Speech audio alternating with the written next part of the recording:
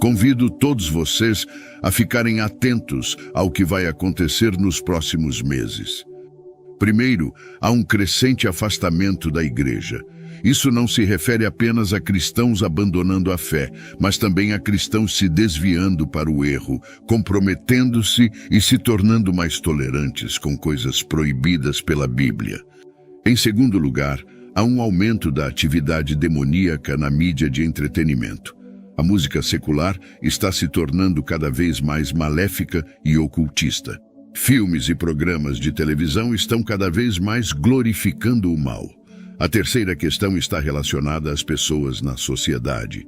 Em 2 Timóteo 3, fala-se sobre os últimos dias, e sinto que o tema do capítulo está capturado no primeiro verso, pois a Bíblia diz: saiba disto, nos últimos dias sobrevirão tempos terríveis. 2 Timóteo 3 continua nos alertando sobre coisas a observar. Haverá um momento em que as pessoas desejarão ouvir o que lhes agrada. Buscarão um evangelho que ofereça bênçãos sem exigir arrependimento. Querem um evangelho que pregue prosperidade em vez de uma vida sacrificial, e há muito disso agora. Muitas pessoas preferem ouvir o que as agrada em vez de receber o evangelho puro, que penetra o coração e desafia todo o comportamento pecaminoso na vida. Agora, para acrescentar a corrupção que estará no mundo, 2 Timóteo 3 nos diz que haverá uma total desintegração da sociedade. As pessoas serão traiçoeiras, difamadoras, brutais, desobedientes aos pais, abusivas e sem autocontrole. Sem regras, sem absolutos morais, sem restrições de qualquer tipo. Cada um fará o que achar certo aos seus próprios olhos. E ai da pessoa que ousar questionar as escolhas de estilo de vida de outra. A partir do verso 5, diz que as pessoas terão uma forma de piedade, mas negarão o seu poder. Afaste-se de tais pessoas. Esta é a era dos rebeldes religiosos, homens e mulheres, que têm a aparência externa de piedade, mas em seus corações estão cheios de pecado e engano. Os rebeldes religiosos farão todas as perguntas certas, mas observe suas ações, pois seguirão todas as respostas erradas. Eles podem até citar as Escrituras, mas seus corações estarão longe de Deus e ainda mais longe de sua palavra. Portanto, para o cristão que está ouvindo, o que você deve fazer? Como sobreviverá às condições descritas em 2 Timóteo 3? Bem, o capítulo termina nos versículos 16 e 17 dizendo: toda a Escritura é inspirada por Deus e útil para o ensino, para a repreensão, para a correção e para a instrução na justiça, a fim de que o homem de Deus seja perfeito e perfeitamente preparado para toda boa obra. A verdade da palavra de Deus pode salvar, perdoar, justificar, santificar, purificar, transformar, regenerar, e um dia levará você todo o caminho para a casa no céu por toda a eternidade. Haverá um dia em que você e eu estaremos com o Senhor, e Ele mostrará a você a sua vida.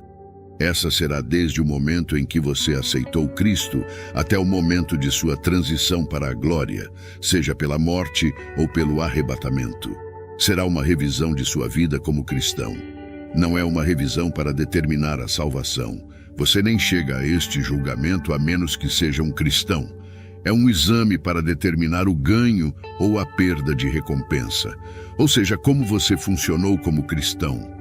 Repetidamente, o apóstolo Paulo em particular, mas outros escritores do Novo Testamento, falaram sobre este dia porque ele queria informar aos cristãos não apenas para entender o dia, mas para começar a orquestrar nossas vidas à luz desse dia.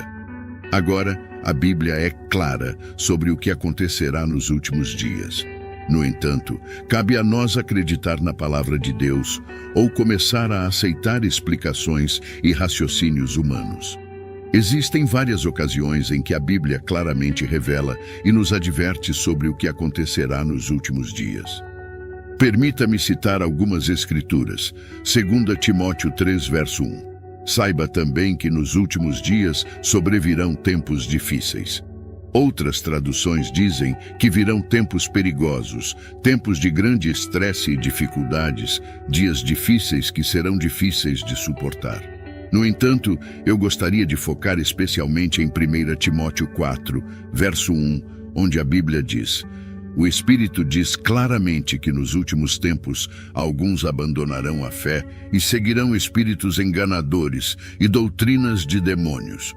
Você consegue compreender o que a Bíblia está nos dizendo nesse trecho? Nos últimos dias, como mencionado na Bíblia, homens e mulheres que antes estavam na igreja se afastarão da fé. Indivíduos que antes acreditavam abandonarão a fé. E isso ocorrerá devido a espíritos enganosos e doutrinas de demônios. Vamos fazer uma pausa por um momento e refletir sobre o que acabamos de ler. Conforme 2 Timóteo 3, verso 1, haverá tempos difíceis. Segundo 1 Timóteo 4, verso 1, as pessoas se afastarão e abandonarão a fé. E agora, de acordo com 2 Pedro 3, versos 3 e 4, a Bíblia diz: sabendo primeiro isto, que nos últimos dias virão escarnecedores, andando segundo as suas próprias concupiscências e dizendo: onde está a promessa da sua vinda? Porque desde que os pais dormiram, todas as coisas permanecem como desde o princípio da criação. As pessoas zombarão dos filhos de Deus, questionarão sobre a vinda de Cristo, seguirão suas próprias concupiscências e desprezarão a palavra de Deus. Diante de todas essas situações, com o cumprimento dessas profecias como filhos de Deus, o que devemos fazer? Ao observar o mundo hoje, percebemos que vivemos em tempos difíceis, com pessoas ao redor do mundo enfrentando desafios como condições climáticas extremas e desastres naturais, terremotos, inundações e fomes. Todas essas coisas foram profetizadas na Bíblia. Entretanto, nestes últimos dias dos quais estamos falando, quero encorajá-lo como crente. Não há necessidade de vivermos com medo, pois a Bíblia nos diz em Atos 2, verso 17: e nos últimos dias acontecerá, diz Deus, que do meu Espírito derramarei sobre toda a carne, e os vossos filhos e as vossas filhas profetizarão. Os vossos jovens terão visões e os vossos velhos sonharão sonhos. A Bíblia também declara em Tito 2, verso 13: aguardando a bem-aventurada esperança e o aparecimento da glória do grande Deus e nosso Salvador Jesus Cristo. Santos, temos uma esperança abençoada. O retorno do nosso Senhor é a bendita esperança que temos como seus filhos. Portanto, não fique desanimado, não se desencoraje em relação aos eventos deste mundo. Pelo contrário, mantenha seus olhos em Jesus. Mantenha seus olhos fixos em Jesus Cristo. À medida que vemos cada vez mais manchetes sobre uma sociedade sem dinheiro em espécie, a próxima pandemia global, tumultos civis e rumores de guerra. À medida que ouvimos como algumas músicas se tornam cada vez mais pervertidas e vemos os padrões de moralidade escorregando neste mundo, gostaria de compartilhar algumas mensagens sobre os últimos dias de alguns pregadores que impactaram minha vida. Oro para que isso reconcentre sua mente em Deus e o encoraje a meditar na palavra de Deus. No final de seu sermão, enquanto conduzia um apelo ao altar e instava as pessoas a se arrependerem e se voltarem para Cristo, Derek Prince disse o seguinte: queridos amigos, estamos vivendo no meio de uma geração perversa, torta, imoral, desonesta e não confiável. Você precisa ser salvo disso. Você precisa sair disso. Você precisa ser mudado. Você precisa ser diferente. Eu sei que pessoas já vieram à frente esta manhã. Graças a Deus por todos que o fizeram. Mas se houver alguém aqui esta manhã, você nunca virou as costas para este mundo ímpio e esta geração ímpia. Você nunca saiu e fez um compromisso com Jesus. Quero dar a você uma última oportunidade para fazer isso. Não caia na armadilha do diabo. Salve-se desta geração perversa. Eu sei que há aqueles que precisam fazer isso. Não vamos esperar. Esta pode ser sua última oportunidade. Você quer escapar da ira de Deus, dos julgamentos que estão caindo sobre uma nação que rejeita a Cristo. Essa é a situação em que estamos. Então, cientificamente, estamos na pós-graduação. Moralmente, estamos no jardim de infância. A ciência não é a resposta. Quero dizer que a política não é a resposta. Nenhum político será capaz de nos salvar. Ganhamos as guerras e perdemos a paz. A única coisa que a reforma social faz, se prevalecer, é tornar o mundo um lugar melhor para ir para o inferno. Do que você está prestes a ouvir são algumas das advertências bíblicas mais sérias sobre os últimos dias. Vamos mergulhar em 1 João 2, verso 18. Filhinhos, é a última hora, e como ouvistes que vem o anticristo, também agora muitos anticristos têm surgido, pelo que conhecemos que é a última hora. Portanto, tire duas coisas deste verso. O anticristo está vindo e muitos anticristos têm surgido.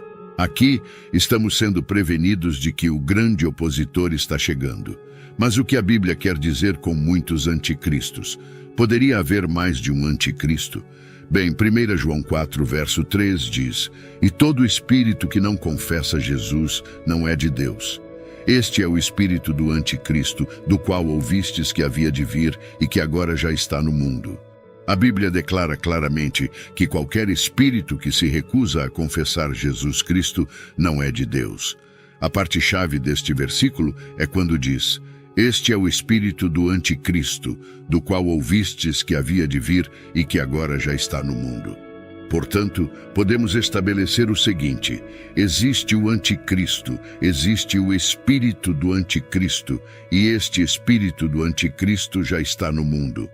É um espírito que se recusa a confessar Jesus Cristo como Senhor, se recusa a reconhecer Jesus Cristo como Rei. Agora tire um momento para refletir. Neste mundo de hoje, você não consegue ver o espírito do anticristo em operação? Não há pessoas, estabelecimentos e instituições que agora se recusam a reconhecer Jesus Cristo por quem Ele é? Elas se recusam a reconhecê-lo como o Filho de Deus, se recusam a reconhecê-lo como o caminho, a verdade e a vida. Elas até se recusam a reconhecer que ele morreu e ressuscitou. Isso é o espírito do anticristo em ação. A próxima advertência pode ser encontrada em Apocalipse 12, verso 12, que diz: "Portanto, alegra-te, ó céus, e vós que neles habitais, mas ai da terra e do mar, porque o diabo desceu a vós com grande ira, sabendo que tem pouco tempo." Agora quero enfatizar a última frase deste trecho das Escrituras. O diabo desceu a vós com grande ira, sabendo que tem pouco tempo. Precisamos levar isso a sério. Nesta era, precisamos ser um povo que permanece na presença de Deus sempre, porque há consequências eternas quando estamos fora da vontade de Deus. Veja, o diabo está sempre procurando oportunidades para afastar as pessoas de Deus, especialmente nestes últimos dias. Ele está determinado a guiar as pessoas por um caminho de destruição. É por isso que você vê o aumento do mal nos dias de hoje. E por mal, quero dizer mal em todos os sentidos, na entretenimento, na sociedade e até mesmo em muitas das ideologias que são promovidas. Tudo isso acontece porque o diabo tem grande ira e sabe que o tempo dele é curto. A Bíblia, em 2 Coríntios 4, verso 4, diz: "Nos quais o Deus deste século cegou o entendimento dos incrédulos, para que lhes não resplandeça a luz do Evangelho da glória de Cristo, o qual é a imagem de Deus." Pare e reflita sobre isso por um momento. O Deus deste século, o Deus deste mundo, Satanás, tem cegado a mente dos incrédulos para que não vejam a luz do Evangelho. Caso você não saiba, o diabo exerce uma grande influência nesta terra. Quer você veja, quer acredite ou não, o diabo pode e tem influência nas ideias, opiniões e padrões deste mundo. É por isso que a Bíblia diz que o Deus deste mundo, o diabo, tem seus tentáculos nas filosofias do mundo. Eles estão em muitas instituições. E você pode pensar: Bem, como exatamente ele faz isso? Olhe para a força motriz de muitas empresas importantes. É o dinheiro. O dinheiro tornou-se um deus, um ídolo para muitas pessoas, incluindo os chefes de muitas grandes corporações. Eles rastreiam seus movimentos, observam o que você está assistindo, analisam no que você clica. Alguns até pegam suas informações pessoais e as vendem com o objetivo de ganhar dinheiro. O dinheiro é o objetivo número 1. O dinheiro é o único objetivo para muitas instituições neste mundo. No entanto, a palavra de Deus diz que o amor ao dinheiro é a raiz de todos os males.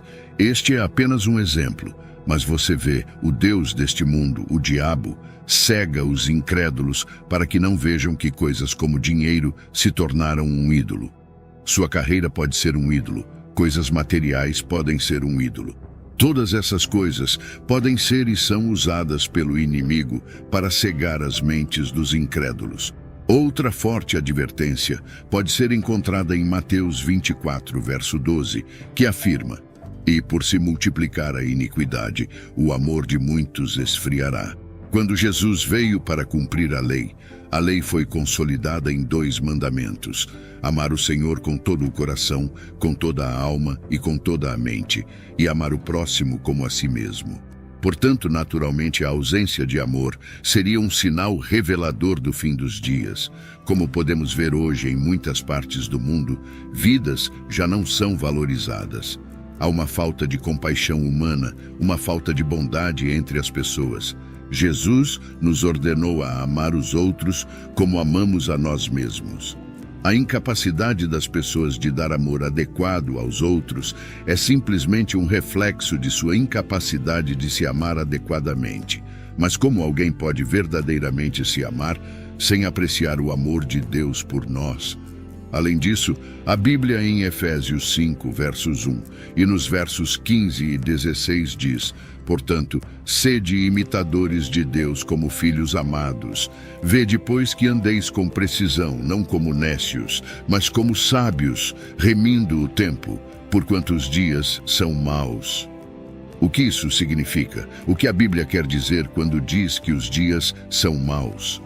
O que significa quando nos diz que os dias estão cheios de maldade? Eu acredito que você só precisa olhar para o estado do mundo hoje.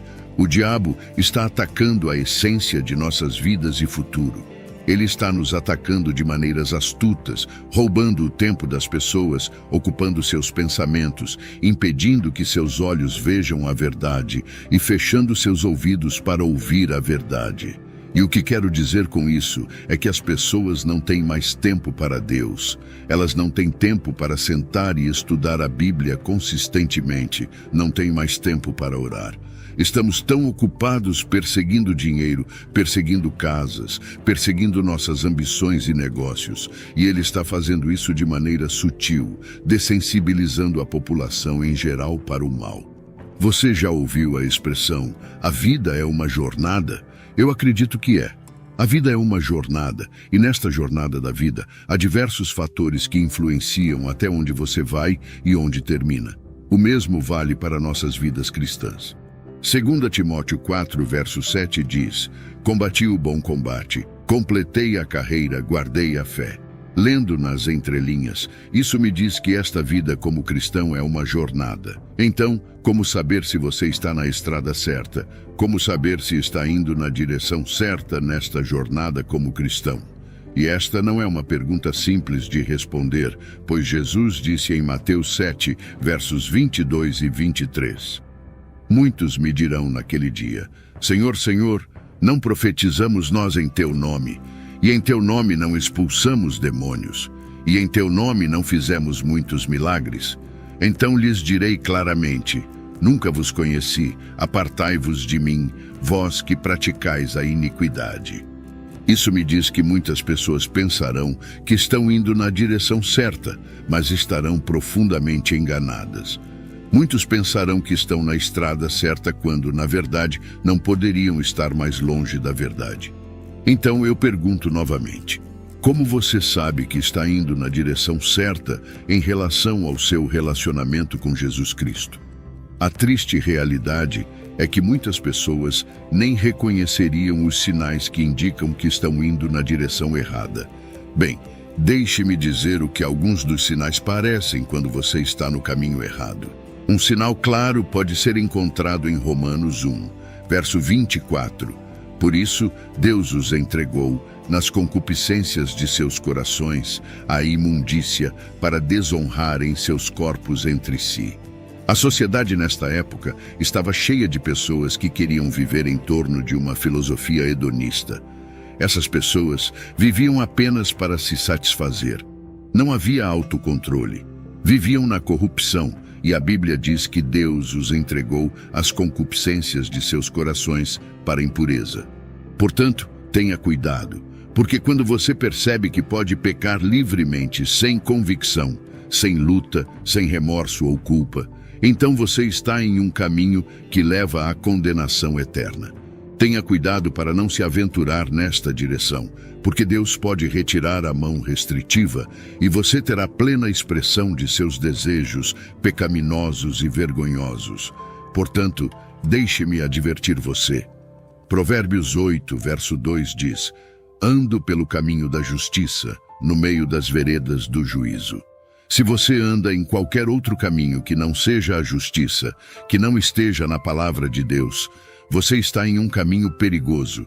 Qualquer caminho que vai contra os ensinamentos de Jesus Cristo é o caminho errado.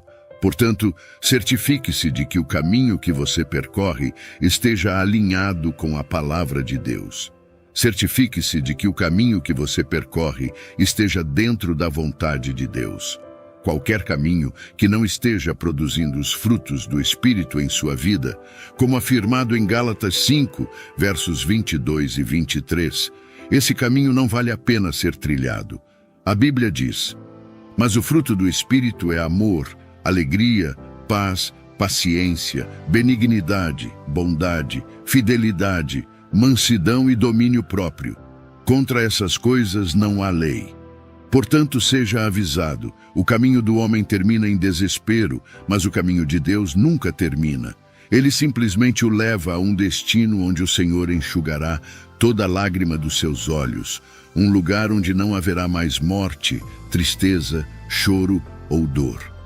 O caminho do homem leva à destruição, mas o caminho de Deus leva à vida eterna. O caminho do homem não é lucrativo para sua alma, mas o caminho de Deus o verá desfrutar tesouros no céu. Portanto, esteja ciente em que direção você está indo. A jornada da vida cristã é marcada por escolhas significativas e direcionada pelo caminho da justiça delineado na palavra de Deus. O alerta para permanecer vigilante quanto às influências do mundo, especialmente nos dias maus, ressoa nas Escrituras. O perigo de se desviar para caminhos que desonram a Deus é real, destacado pelos sinais de uma sociedade imersa em impureza e busca desenfreada de prazeres. Contudo, a promessa da vida eterna e a plenitude de alegria em seguir o caminho de Deus são uma fonte de esperança e encorajamento. O chamado é claro: seguir o caminho da justiça, moldar nossas vidas de acordo com os princípios divinos e produzir os frutos do Espírito. Em um mundo onde os dias são caracterizados pela maldade, a busca pela santidade e pela verdade é mais vital do que nunca. O alerta para não ceder às tentações do mundo, para não ser desviado por prazeres temporários, é uma exortação essencial. Que a luz do Evangelho brilhe intensamente em nossas vidas, dissipando as trevas que buscam nos envolver.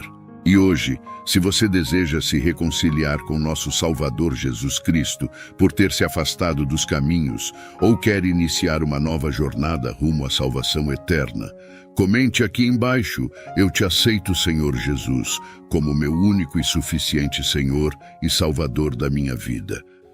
Até a próxima.